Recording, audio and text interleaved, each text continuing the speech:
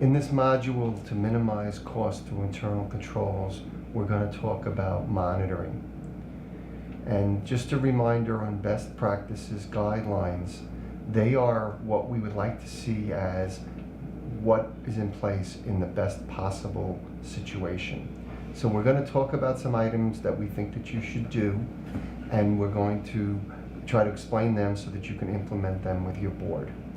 In order to do these building-specific monitoring controls, which are generally in excess of what the property manager has in store, you need a couple of things, and a couple of things can happen.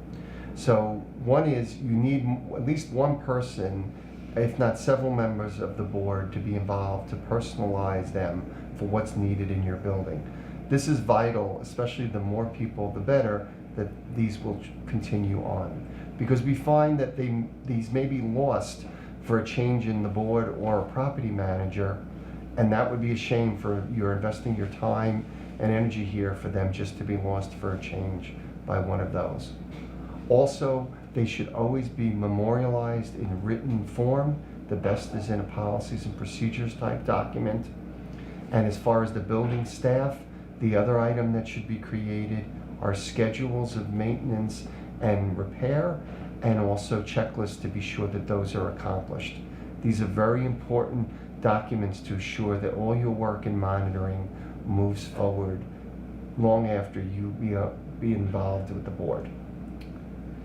So, and I want you to realize that utilization of these protects from us varying from our building objectives, which is to run the building for the best possible benefit and to keep maintenance charges down.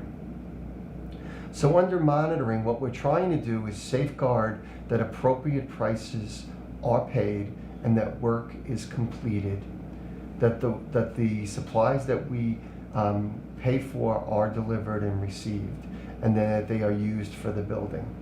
And generally in monitoring, we focus on financial results, and there are going to be certain areas that are involved. The most important many times is the monitoring of managements. So this would mean that you should review the monthly management report that comes from the property manager.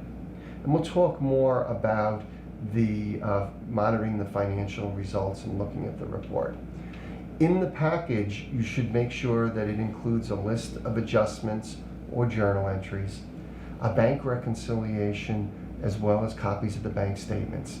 This is important for you to make sure that the records that you're receiving mirror what's actually in the bank and what actually occurred. Because there are times where the bank reconciliations don't reconcile and the amount of the cash that the building believes they have is not accurate. Also, you should make sure that at least one member of the board always is a signatory on all bank accounts to maintain that you have access, because the banks will only work with signatories if there's any kind of conflict with the managing agent for some other reason. So you want to make sure that one of your board members is always a signatory, and if that person leaves, that their name is updated with a new board member as a signatory. Monitoring is really important for capital projects. You want to make sure that the work is done. Generally, an engineer is hired who supervises the work and makes sure it gets done. You potentially could have a construction manager from the property management firm also involved. The important thing is to make sure that there's no extra payments on the contract and that the amounts in total tie out to what should have been paid. There are some concerns we have on emergency work. One thing is that you should make sure that if it's deemed that it went through special controls because it was an emergency, i.e. we couldn't wait to get more than 3 bids, we had to get the work done on a weekend and couldn't get board approval, those items, you should make sure that those are always emergencies after the fact to verify that they were emergencies. And also double check that reasonable prices were paid and that the quality was acceptable for the work that was done. These are items where there have been breakdowns detected in internal controls. And we find that cash is one of our most vulnerable and important assets that needs to be maintained.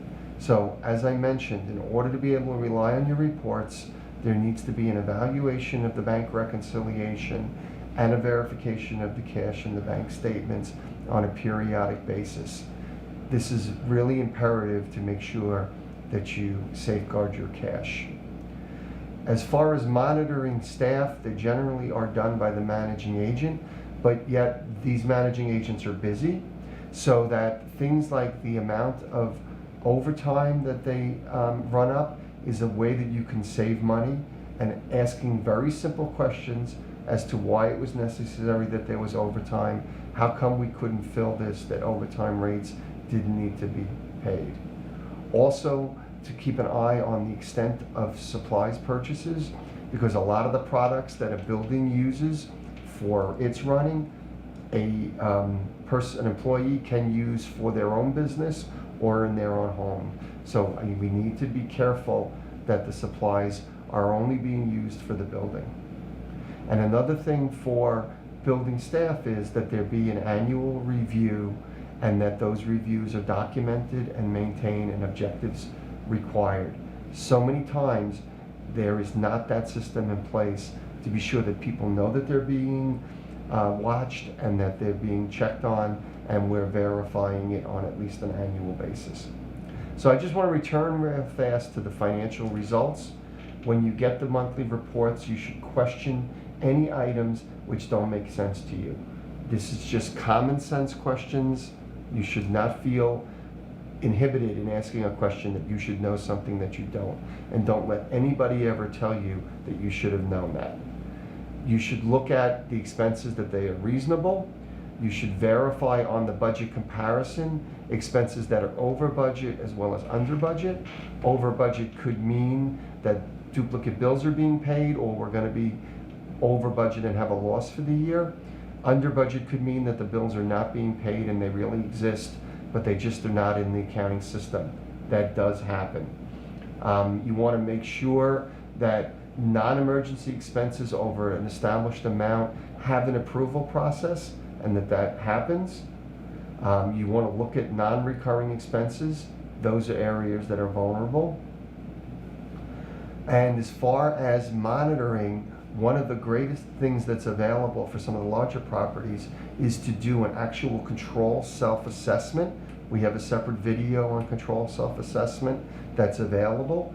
Control self-assessment allows all the parties to get together and create a control system that works best for that specific property, and to help the building receive the benefits and get all the objectives met that they had wished to with the control structure.